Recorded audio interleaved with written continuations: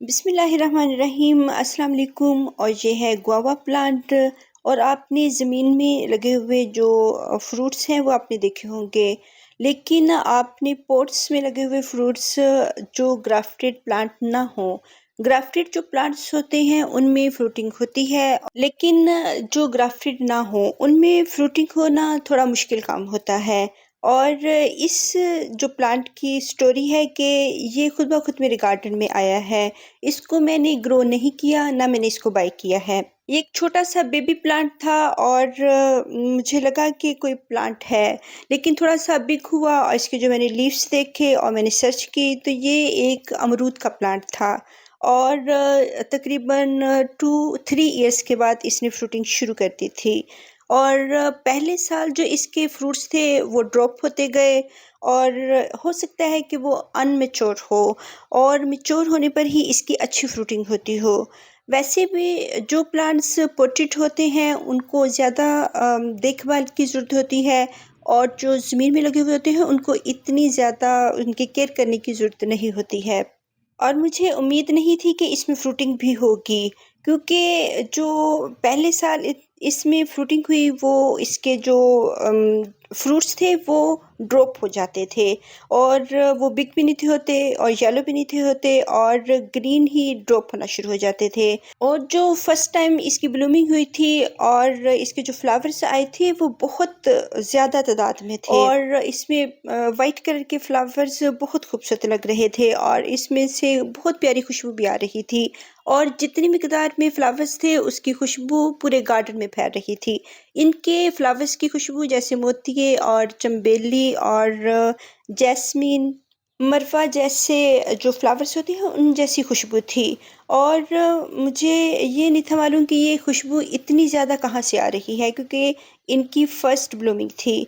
और 2 प्लांट्स थे और एक मेरे पास रह गया है और एक डाई हो गया, और इसमें फिर हर साल ही फ्रूटिंग भी होती रही और बहुत सारे फ्रूट्स लगते हैं, लेकिन ये कुछ जो होते हैं वेदर से बहुत ज़्यादा गर्मी होती है, और उसमें जो हम खाद देते हैं, खाद मैंने जो होममेड खाद ही मैं यूज़ करती हूँ, ऑर्गेनिक खाद यूज़ करती हूँ। और ये जो ब्रांचेस पे फ्रूट्स हम उतार लेते हैं इनको भी कट कर देना चाहिए, और जो हार्ड ब्रांचेस होती हैं, ड्राई ब्रांचेस होती हैं, उनको भी कट कर देना चाहिए, क्योंकि अब इनकी ज़रूरत नहीं है। अभी ये थोड़ा सा ग्रीन है, दूसरा जो फ्रूट है इसमें मैं उतारती रही हूँ। बहुत ज़्यादा फ्लावरिंग होती है, बहुत फ्रूटिंग होती है, लेकिन बहुत सारे जो होते हैं फ्रूट्स ये प्लांट ड्रॉप कर देते हैं, क्योंकि जितनी स्पेस में हमने इनको रखा हुआ है और ये ग्राफ्टेड भी नहीं है, तो इसको जो हम खाद देते हैं अगर बहुत हैवी खाद दे दें तो इनके जो बहुत सारे फ्रूट्स होते हैं वो बर्न होना शुरू हो जाते हैं। और क्यों बर्न होते हैं कि गर्मी बहुत ज़्यादा थी, और मैं इनको हर हफ्ते ही लिक्विड फर्टिलाइज़र दे रही थी जो कि बहुत ज़्यादा हो जाती फर्टिलाइज़र है। जो था वो ऑर्गेनिक ही था, और जो मैं आमतौर पे यूज़ करती हूँ वही था। और फर्टिलाइज़र में मेरे शामिल होता है, सबसे पहले तो हमने प्लांट को हेल्दी करना होता है, और ये हम करते हैं फरवरी में। इनको गोबर की खाद हम गोडी करते हैं और इसमें गोबर की खाद डाल देते हैं। इसमें हम उसकी लिक्विड फर्टिलाइज़र गोबर की खाद की भी डाल सकते हैं। इसके लिए अगर हम गोबर की खाद इसमें डालते हैं, इससे बहुत ज़्यादा इसके लीव्स आते हैं और प्लांट हेल्दी होता है, और हमें बहुत ज़्यादा इसकी ब्रांचेस भरी भरी सी चाहिए होती हैं। तो अगर प्लांट फ्रूटिंग पे आता है तब हम इसको जो है बहुत सारे पील्स जो होते हैं उनकी फर्टिलाइज़र देते हैं। सबसे पहले तो पोटैटो पील्स हम 24 आवर्स के लिए उनको जो है भिगोएंगे पानी में, और फिर इनको डाइल्यूट करके तो फिर हम इसको देते हैं। जितना कि इसको वाटरिंग की ज़रूरत होती है उसमें हम ऐड कर देते हैं और फिर इनको दे देते हैं। नेक्स्ट टाइम हमने जो है 1 वीक के बाद इसको खाद नहीं देनी है, और मैंने बहुत गर्मी में इनको 1 वीक के बाद खाद दी है, क्योंकि मुझे ये था कि इसके जो फ्रूट्स हैं वो बिग साइज़ में हों। तो मैं इसको हर वीक जो है लिक्विड फर्टिलाइज़र किसी न किसी चीज़ का, जैसे बनाना पील्स होते हैं, ऑरेंज पील्स होते हैं और सर्दियों में और जो फ़रवरी के मंथ में जितने भी अच्छे-अच्छे से फ्रूट्स थे, जैसे पोमग्रेनेट, जो अनार के पील्स होते हैं, बहुत ज़बरदस्त उनकी खाद होती है और ये प्लांट्स उसको लाइक भी करते हैं। इसमें कोई भी पेस्ट भी जो होते हैं वो नहीं लगते हैं प्लांट को। तो अनार के पील्स आप ज़रूर दें, उसमें बहुत मिकदार में बहुत सारे न्यूट्रिएंट्स होते हैं। इसकी जितनी भी ब्रांचेज़ हैं रफ़ हुई हुई और जो ख़राब हुई होती हैं और कुछ ड्राई हो जाती हैं, उनको ज़रूर कट करें और नीचे की जो ब्रांचेज़ हैं उनको भी कट कर दें, क्योंकि अगर हमने फ्रूटिंग लेनी है इस प्लांट से तो नीचे की ब्रांचेज़ ज़रूर कट करनी है। और मेरा हाथ नहीं था उस तक पहुँच रहा, क्योंकि आगे बहुत ज़्यादा जो पोर्ट्स हैं वो पड़े हुए हैं, तो इसलिए बहुत मुश्किल हो रही थी कि इनको कट करने के लिए। तो आगे से बहुत सारे पोर्ट्स पीछे करना भी बहुत टाइम कंज्यूमिंग काम है और गार्डन में अगर हम एक काम कर रहे हैं तो उसमें बहुत सारे दूसरे काम हमें मिल जाते हैं। और लेकिन इसमें ये है कि हमें अपने प्लांट्स की केयर ज़रूर करनी होती है। अगर हम फ्रूटिंग के बाद इसकी जो ब्रांचेस हैं और ओल्ड ब्रांचेस और ड्राई ब्रांचेस कट नहीं करेंगे तो फिर हमारा प्लांट इतना हेल्दी नहीं होगा।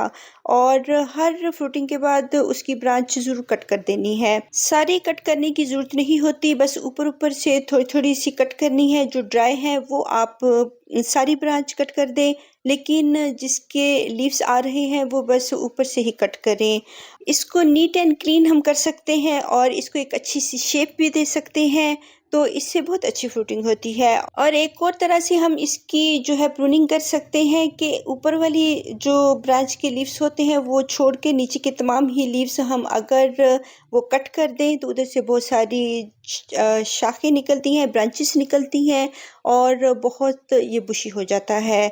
तो अगर हम ऊपर से नहीं कट करना चाहते, नीचे से भी हम बहुत सारी ब्रांचेस ले सकते हैं और जहाँ से हम इसका लीफ कट करते हैं उधर से एक न्यू ब्रांच निकलती है। जितनी लीफ कट करेंगे उतनी ब्रांचेस निकलेंगी। इस तरह भी हम इसकी प्रूनिंग कर सकते हैं और जो रफ ब्रांचेस हैं उनको भी कट कर सकते हैं और जो ऊपर से पिंचिंग है वो भी हम कर सकते हैं। बहुत सारे तरीक़ों से इसको हम रख सकते हैं और इसके हर लीफ को जहाँ से हम कट करेंगे वहाँ से न्यू ब्रांचेस ज़रूर निकलती हैं। जिस ब्रांच में हम बहुत ज़्यादा ब्रांचेस चाहते हैं उनके लीव्स आप कट कर दें तो उधर से न्यू ब्रांचेस आ जाएंगी। तो बहुत सारे तरीक़ों से हम इसको रख सकते हैं। बहुत नीचे वाले बॉटम वाले जो लीव्स होते हैं उनको ज़रूर कट करें ताकि जो ब्रांच है वो बहुत खूबसूरत सी लगे। और नीचे की अगर हम ट्रंक को साफ़ कर देते हैं तो इसका जो ट्रंक है वो बहुत मोटा सा और खूबसूरत लगता है, एक बोनसाई की लुक देता है।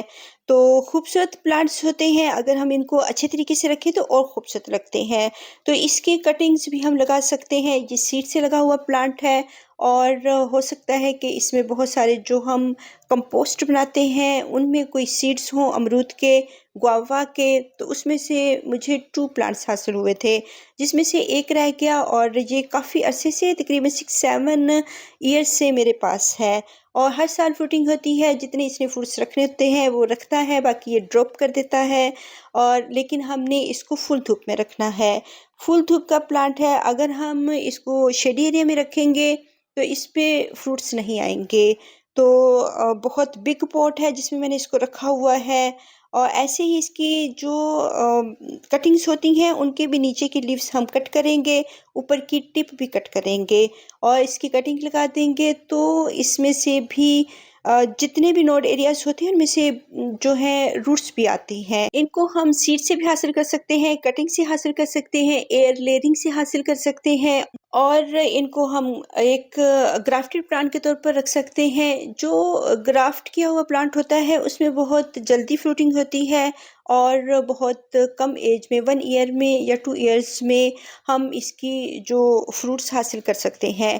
तो जो मेरा प्लांट है इसमें 3-4 ईयर्स के बाद फ्रूटिंग शुरू हुई थी, क्योंकि ये ग्राफ्टेड प्लांट नहीं है और ये खुद ब खुद मेरे गार्डन में आया है।